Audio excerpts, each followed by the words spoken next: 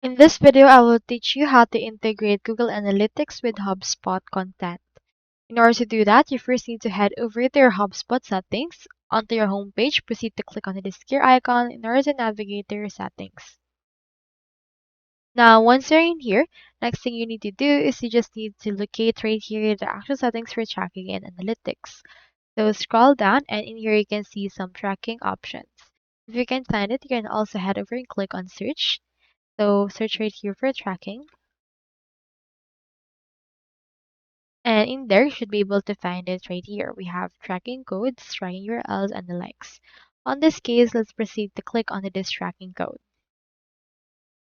Once you have clicked on tracking code, we just need to copy the HubSpot tracking code that it will provide us right here. So just wait for this right here and then copy it. Once you have copied it, you just need to link it directly into your Google Analytics account.